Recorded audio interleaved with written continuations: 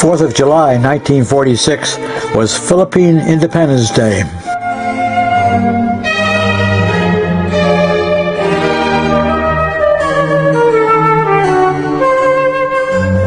Over 200,000 people came, dressed in their finery.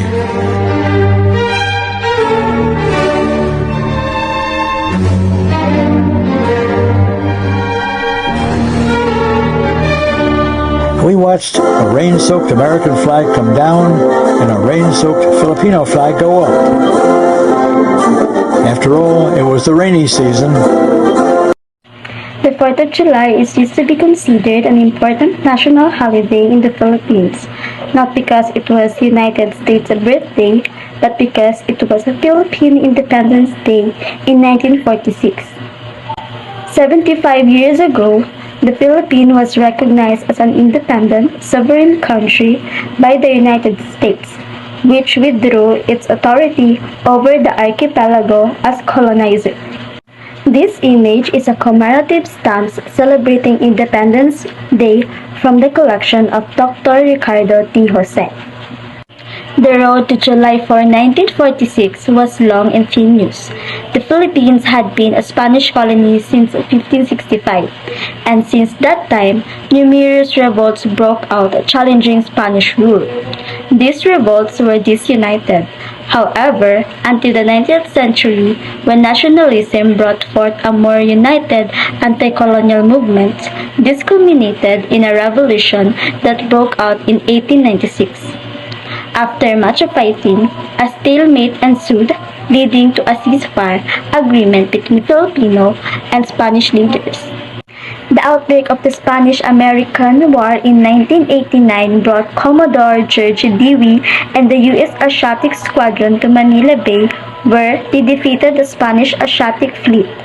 The Filipino Revolution resumed in earnest, led by General Emilio Aguinaldo, who established a revolutionary government. At the height of its military successes against Spain, the revolutionary government proclaimed independence on June 12, 1898. Aguinaldo became president, and the Philippine Republic was formally inaugurated in Malolos, Bulacan in January 1899. The Spanish-American War was concluded by the Treaty of Paris, which decreed that Spain would give up the Philippines, but in turn the archipelago would become a colony of the United States.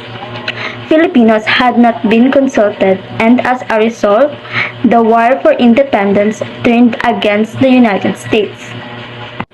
This is an image program from July 4, 1946 Independence Day celebrations from the collection of Dr. Ricardo T. Jose. After 2 years of fighting, Aguinaldo was captured and President Theodore Roosevelt declared the end of the Philippine-American War. The campaign for the independence continued on the political front, even as a sporadic violent resistance against the American rule continued to break out. The Jones Law, often referred to as the Philippine Autonomy Act of 1916, was passed in August of that year and promised the Philippine freedom once the people could demonstrate their capacity for the self-government. Although there was no deadline established, Philippine political leaders promised a division of Filipino fight with the United States as soon as the United States of America declared war on the Germany in World War I.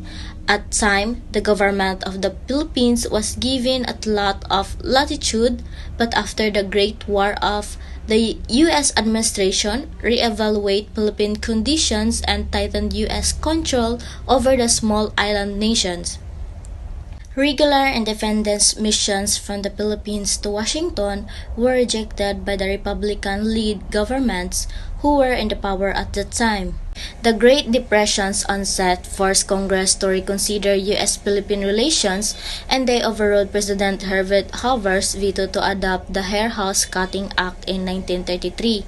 According to the Hair House Cutting Act (HHC), the Philippines would set up a semi-autonomous government with an elected Filipino president during a 10-year transitional period. Later that year, after considerable discussions and political fighting, the act was rejected by the Philippine legislature. Following this, Manuel L. Quezon, President of the Philippine Senate, traveled to the Washington to negotiate a more adventurous law, citing, among the other things, concerns about the continuations of the U.S. bases in the Philippines after independence. The presidential authority limits and interim administrations and the abrupt terminations of the preferential trade relations between the Philippines and the United States.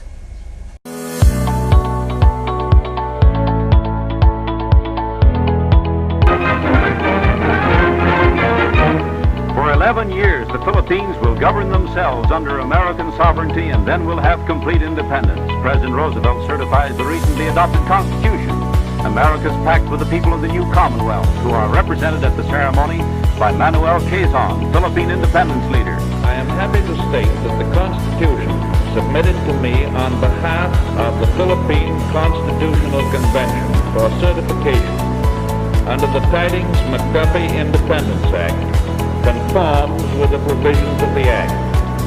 The members of the Convention are congratulated on the satisfactory completion of a task so important and so significant in the life of their people. In the event of ratification of this Constitution, the authority granted to the Commonwealth Government will permit exercise by the Filipino people of general control, subject only to a few important exceptions of their local affairs. So, Senor Quezon, I congratulate you. Mr. President, I want to express to you the thanks of my people and the very honorable.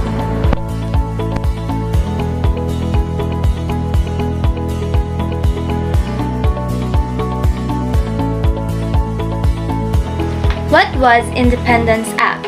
In 1934, the vague American promise that someday the Philippine Islands would be set free to govern themselves as an independent nation was put into the relatively exact terms of law.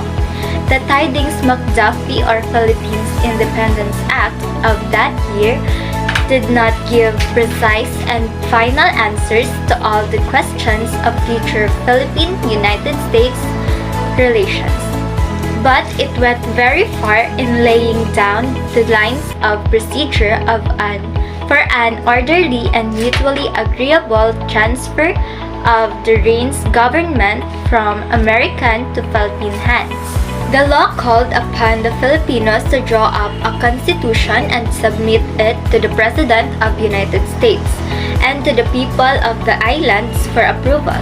This constitution was required to provide for a republican form of government, to contain a Bill of Rights, and to guarantee certain things to the United States pending for the final independence.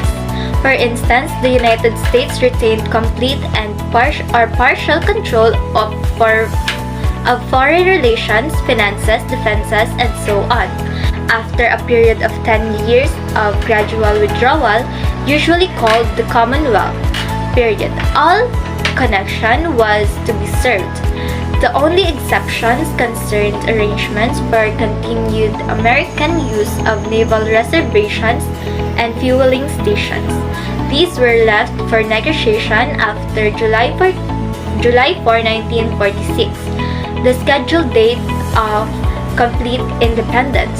Arrangements for future commercial relations were to be negotiated up before that date. This program was the process of being carried out with some hitches and some misgivings as to whether it could be really successful when the outbreak of war and the Japanese invasion put it on the shelf.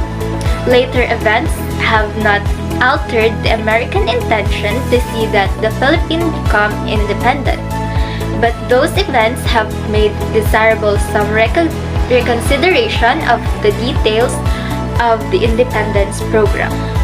Who were the Philippine leaders? The story of the American administration in the islands would be incomplete without some account of the Filipinos who cooperated with our officials even while they struggle with the United States to attain their ever-desired independence. The Philippines have produced a number of excellent public servants, but two have stood out all during the years. They are the late President Manuel L. Quezon and the present President Sergio Osmeña. Manuel Quezon was a major in the Filipino army that fought against the Americans. He was a brilliant young lawyer who left his profession to enter politics. His first office was the governorship of Tayabas, his native province. Up a ladder of other offices he climbed to become. After 1916, the acknowledged leader of Filipinos at home and the most ardent advocate of their cause before the American Congress and people. He led many missions to the United States, returning from one of them with the Independence Act, which his people readily accepted. 2 years earlier, he had opposed an almost identical independence measure brought back Osmeña. Quezon was a brilliant, courageous man, a keen and resourceful politician, impulsive, generous, and strong-willed. Though of vain, his love of country outweighed love of self. He became to his people the symbol of freedom, of the Philippine nationalism. As was to be expected, Quezon was elected the first president of Commonwealth. When the Constitution was amended to shorten the term of the presidency and to permit re-election for one term, he was returned to office. His administration of the Philippine Commonwealth was characterized by the frame social justice. He instituted many reforms and fought to gain better living and working conditions for his people. In many of these, he and his government were successful. Sergio Osmeña, who succeeded to the presidency of Philippines upon Quezon's death in 1944, is a man whose public career paralleled in many ways that of his predecessor. Born in Cebu, he studied law and was for a short time of a newspaper editor. He became the first Filipino governor of his province under the Americans.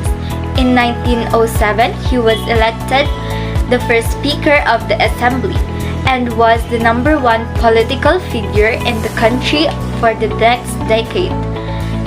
After 1922, Osmeña took second place to Quezon in national politics. Naturally, these two prominent Filipino leaders opposed each other frequently on minor issues, but they were always united in their desire to secure freedom for their country, and differences between them were always reconciled to Mr. Quezon's advantage.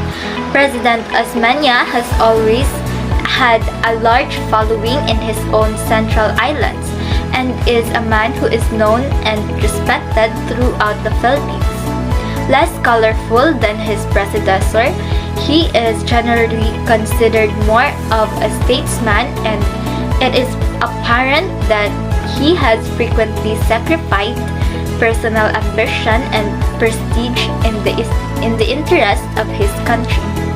At the same time, Osmeña represents the same party and the same interest as Quezon, and is indeed much more conservative than the latter.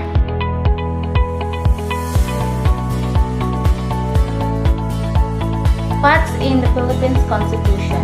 As required by the Independence Act, the Filipinos drafted a constitution in 1934. It was approved by President Roosevelt and by an overwhelming majority of the Filipino people competent, where authorities consider it an workmanlike document and one well suited to Philippine condition.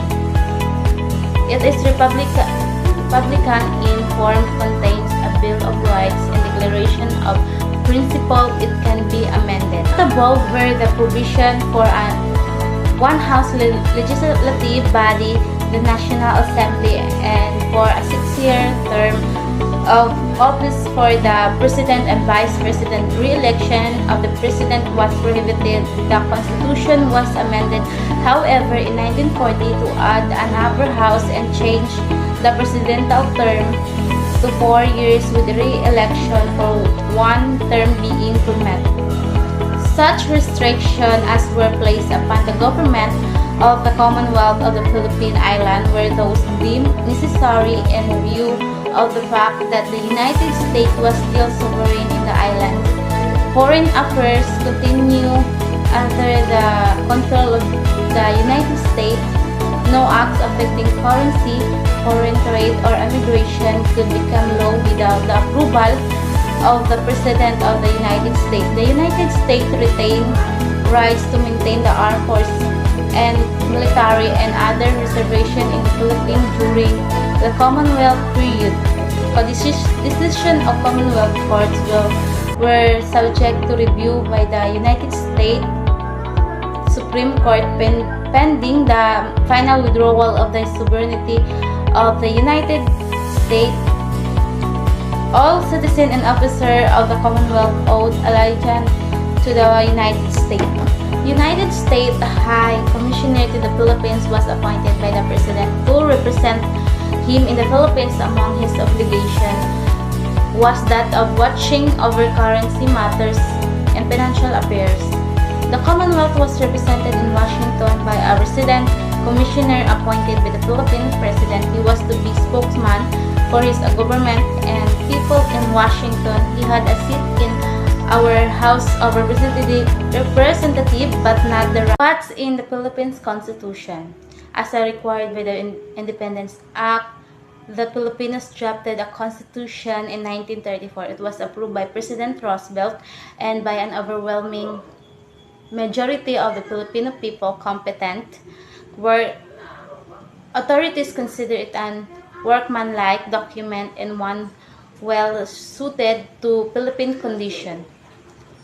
It is Republican in form, contains a Bill of Rights and Declaration of Principle. It can be amended. Notable were the provision for an one-house legislative body, the National Assembly, and for a 6-year term of office for the President and Vice President. Re-election of the President was prohibited. The Constitution was amended, however, in 1940 to add an upper house and change the presidential term to 4 years with re-election for one term being permitted. Such restrictions as were placed upon the government of the Commonwealth of the Philippine Islands were those deemed necessary in view of the fact that the United States was still sovereign in the islands. Foreign affairs continue under the control of the United States. No acts affecting currency, foreign trade, or immigration could become law without the approval of the President of the United States. The United States retained rights to maintain the armed forces and military and other reservation in the Philippines during the Commonwealth period. Decision of Commonwealth courts were subject to review by the United States Supreme Court pending the final withdrawal of the sovereignty of the United States. All citizens and officers of the Commonwealth owed allegiance to the United States. United States High Commissioner to the Philippines was appointed by the President to represent him in the Philippines. Among his obligations was that of watching over currency matters and financial affairs. The Commonwealth was represented in Washington by a resident commissioner appointed by the Philippine President. He was to be spokesman for his government and people in Washington. He had a seat in our House of Representative, but not the right to vote.